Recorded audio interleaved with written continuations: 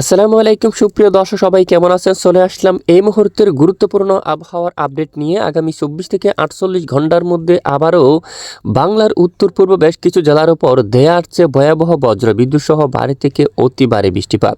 তো কোন কোন জেলায় হতে পারে এই বৃষ্টিপাত, তো সরাসরি জানিয়ে দেবো ভিডিওটির মাধ্যমে। জানতে ভিডিওটি শেষ পর্যন্ত দেখবেন, ভালো লাগলে লাইক করে চ্যানেলটি সাবস্ক্রাইব করে পাশের বেল বাটনে ক্লিক করে রাখবেন। আর ভিডিওটি আপনি কোন জেলা থেকে লাইভ দেখছেন অবশ্যই কমেন্ট করে জানিয়ে দিবেন। দর্শক বন্ধুরা, এই মুহূর্তে সরাসরি উপগ্রহ রাডার স্যাটেলাইট ইমেজটিকে আমরা দেখে নেব। বর্তমান দেশের আকাশ প্রায় পরিষ্কার অবস্থা রয়েছে। গতকাল সিলেট বিভাগের বেশিরভাগ এলাকায় তীব্র বজ্রবিদ্যুৎ সহ হালকা থেকে মাঝারি এবং কোথাও কোথাও ভারী বৃষ্টিপাত হতে দেখা গেছে। ইতিমধ্যে আজ ভোর সকালে বিশেষ করে বাঁশটাইল, কাপাসিয়া, তারপর এদিকে ব্রাহ্মণবাড়িয়া এবং নরসিংদী এবং নাসিরনগর সহ কিছুটা আকাশ মেঘলা হতে দেখা যায়। এছাড়া দেশের অন্যান্য জেলাগুলোর আকাশ প্রায় পরিষ্কার অবস্থায় রয়েছে।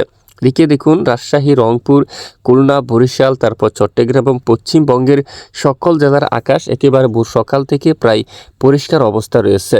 তবে বিশেষ করে দেশের উত্তর পূর্ব বেশ কিছু জেলার উপর ভয়াবহ বজ্রবিদ্যুৎ সহ হালকা থেকে মাঝারি ধরনের বৃষ্টিপাত হওয়ার সম্ভাবনা রয়েছে। গতকালও সিলেট বিভাগের অনেক এলাকায় প্রচণ্ড বজ্রবিদ্যুৎ সহ বৃষ্টিপাত হতে দেখা গেছে।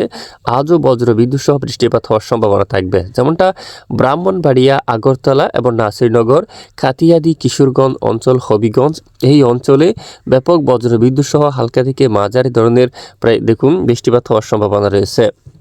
এদিকে রয়েছে কামালগঞ্জ, তারপর মৌলভীবাজার এবং এদিকে ধর্মনগর, কোলাউড়া এবং বালাগঞ্জ এই অঞ্চলে।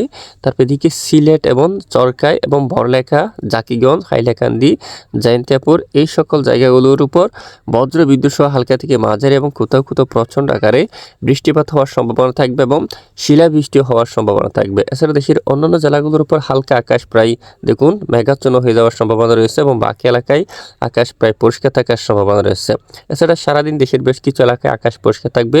পরবর্তী 24 থেকে 48 ঘন্টার মধ্যে এখানে বিশেষ করে বড়লেখা, দেখুন চাকিগঞ্জ এবং সিলেট, বালাগঞ্জ এবং জগন্নাথপুর আবারও নতুন করে ভয়াবহ বজ্রবিদ্যুৎ সহ বৃষ্টিপাত হওয়ার সম্ভাবনা থাকবে। পাইলাপুলের দিকে থাকবে, তারপর এদিকে রয়েছে শিলচর, তারপর এদিকে হাইলাকান্দি, চাকিগঞ্জ এই অঞ্চলে ব্যাপক বজ্রবিদ্যুৎ সহ হালকা থেকে মাঝারি ধরনের বৃষ্টিপাত হওয়ার সম্ভাবনা থাকবে। দেখুন এখানে চাকিগঞ্জ অঞ্চল, তারপর সিলেট বিভাগের অধিকাংশ এলাকায় ভয়াবহ বজ্রবিদ্যুৎ সহ হালকা থেকে মাঝারি ধরনের বৃষ্টিপাত হওয়ার সম্ভাবনা থাকবে।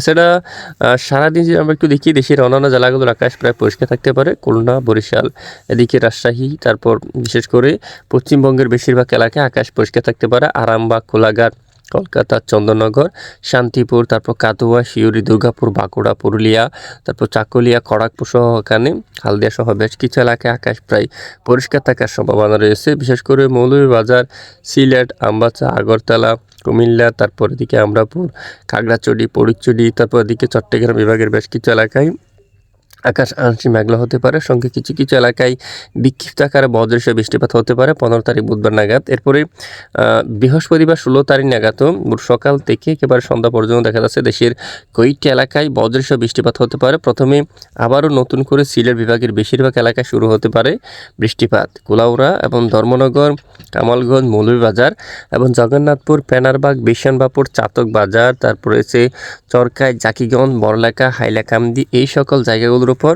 ভয়াবহ বজ্রবিদ্যুৎ সহ বৃষ্টিপাত হওয়ার সম্ভাবনা থাকবে। অন্যদিকে এদিকে যদি আমরা একটু দেখি, খুলনা, বরিশাল, তারপর ঢাকা আকাশ প্রায় পরিষ্কার থাকতে পারে। এদিকে একেবারে দেশের দক্ষিণাঞ্চল ভারতের পশ্চিমবঙ্গের উপরও আকাশ প্রায় পরিষ্কার থাকার সম্ভাবনা রয়েছে এবং বৃহস্পতিবার 16 এপ্রিল আরও কয়েকটি এলাকায় বজ্রসহ বৃষ্টিপাত ঘটার সম্ভাবনা থাকবে। বিশেষ করে এখানে খুলনা বিভাগের কিছু কিছু অংশে, রাজধানী ঢাকা, তারপর রাজশাহী এখানে কিছু কিছু এলাকায় বজ্রসহ বিক্ষিপ্ত আকারে বৃষ্টিপাত ঘটার সম্ভাবনা দেখা যাচ্ছে এবং 16-17 তারিখ নাগাদ ঢাকা বিভাগের উত্তরাঞ্চলীয় বজ্রসহ কিছুটা বৃষ্টিপাত ঘটার সম্ভাবনা রয়েছে। তো এ হচ্ছে মূলত বৃষ্টিপাতের আপডেট। আর এরই মধ্যে তাপমাত্রা আকারে আমরা দেখে নেব কোন কোন জেলায় কীরকম তাপমাত্রা থাকবে। আর পরবর্তী 3 দিনের মধ্যে 72 ঘন্টায় যে বৃষ্টিপাতের পূর্বাভাস রয়েছে তা হচ্ছে কোলাউড়ার দিকে এবং এদিকে রয়েছে ধর্মনগর এবং কুমারঘাট এই অঞ্চলে দেখুন ভারী বৃষ্টিপাত হতে পারে কয়েকটি অঞ্চলে এবং চরকায়, জাকিগঞ্জ, বড়লেখা, হাইলাকান্দি, তারপর জয়ন্তিয়াপুর এবং চাতক বাজার এবং সিলেট এবং এদিকে জগন্নাথপুর, তারপর এখানে রয়েছে বিশানবাপুর, পেনারবাগ অঞ্চল, তারপর জয়ন্তিয়াপুর, চিরাপুঞ্জি এই সকল জায়গাগুলোর উপর তারপর ঢাকা বিভাগের কিছু কিছু এলাকায় বজ্রসহ বৃষ্টিপাত হওয়ার সম্ভাবনা থাকবে। এছাড়া এদিকে হালকা বিক্ষিপ্ত আকারে বৃষ্টিপাত থাকতে পারে। পরের 5 দিনের আবহাওয়ার রিপোর্টেও দেখা যাচ্ছে বিশেষ করে বেশি বৃষ্টিপাত সক্রিয় থাকতে পারে দেশের একেবারে উত্তর পূর্ব জেলাগুলোর উপর, যেমনটা এখানে কোলাউড়া, ধর্মনগর, তারপর কুমারঘাট, কামালগঞ্জ, এখানে মৌলভীবাজার এবং এদিকে জগন্নাথপুর, বানিয়াচং, হবিগঞ্জ, ইটনা, পানারবাগ, বিশনবাপুর, চাতক বাজারের দিকে, সিলেট বিভাগের উত্তরে, তারপর চরকাই, তারপর রয়েছে জাকিগঞ্জ, হাইলাকান্দি, শিলচর, পাইলাপুর, এই সকল জেলাগুলোর উপর এবং এদিকে কয়েকটি অঞ্চলে মাঝারি থেকে ভারী বৃষ্টিপাত হতে পারে। ঢাকা, কুমিল্লা, তারপর ময়মনসিংহ, রংপুর, এখানে বজ্রসহ বৃষ্টিপাত হওয়ার সম্ভাবনা থাকবে। এবং পরবর্তী 10 দিনের আবহাওয়ার রিপোর্টে দেখা যাচ্ছে সিলেট বিভাগের বেশিরভাগ এলাকায় প্রায় দেখুন 195 মিলিমিটার, প্রায় 200 মিলিমিটার পর্যন্ত মাঝারি থেকে ভারী বৃষ্টিপাত ঘটার সম্ভাবনা থাকবে। এছাড়া অন্যান্য জেলাগুলোর উপর হালকা মাঝারি বজ্রসহ বৃষ্টিপাত থাকতে পারে। দেশের দক্ষিণাঞ্চলে তুলনামূলক বৃষ্টির তেমন সম্ভাবনা নেই। চট্টগ্রাম, তারপর বরিশাল, খুলনা, পশ্চিমবঙ্গের আকাশে প্রায় পরিষ্কার থাকতে পারে। তবে কয়েকটি অঞ্চলে হঠাৎ করে স্থানীয় মেঘ তৈরি হয়ে বিক্ষিপ্ত কিছুটা বজ্রসহ বৃষ্টিপাত ঘটার সম্ভাবনা থাকবে। সেটা বাকি এলাকায় বৃষ্টিপাতের আভাস পাওয়া যাচ্ছে না। আর ইতিমধ্যে সরাসরি আমরা চলে যাব দেশের কোন কোন জেলাগুলোর উপর কীরকম তাপমাত্রা ওঠানামা করার সম্ভাবনা রয়েছে। তো আজ মঙ্গলবার 14 এপ্রিল বিশেষ করে এদিকে খুলনা, তারপর ঢাকা বিভাগের আশেপাশে অঞ্চলগুলোর উপর প্রায় 36 ডিগ্রি সেলসিয়াস পর্যন্ত তাপমাত্রা থাকার সম্ভাবনা রয়েছে।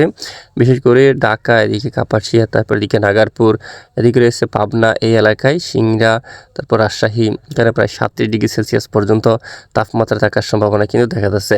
এবং এদিকে মেহেরপুর, শাইলকুপা, এই অঞ্চলে প্রায় 35 বা 36 ডিগ্রি সেলসিয়াস পর্যন্ত তাপমাত্রা থাকবে। এদিকে যশোর, সাতক্ষীরা, খুলনা, তারপর শিবনগর সহ তারপর এদিকে চন্দ্রনগর, কলকাতা, শান্তিপুর, কাটোয়া, মেহেরপুর সহ দেশের বেশ কিছু এলাকায় প্রায় 36 অথবা 37 ডিগ্রি সেলসিয়াস পর্যন্ত তাপমাত্রা থাকার সম্ভাবনা রয়েছে। দেশের উত্তরাঞ্চলে রংপুরের দিকে যদি আমরা একটু তাকাই, এখানে প্রায় 30 ডিগ্রি সেলসিয়াসে, দিনাজপুরের দিকে 31, তারপর ঠাকুরগাঁও এই অঞ্চলে 29 এবং পঞ্চগড় এখানে 29 ডিগ্রি সেলসিয়াস পর্যন্ত তাপমাত্রা থাকবে। এদিকে ময়মনসিংহ বিভাগের দিকে প্রায় 29 ডিগ্রি সেলসিয়াস এবং মাদান, কিশোরগঞ্জ, তারপরে এদিকে উত্তরে বাগমারা প্রায় 29 ডিগ্রি সেলসিয়াস পর্যন্ত তাপমাত্রা থাকবে।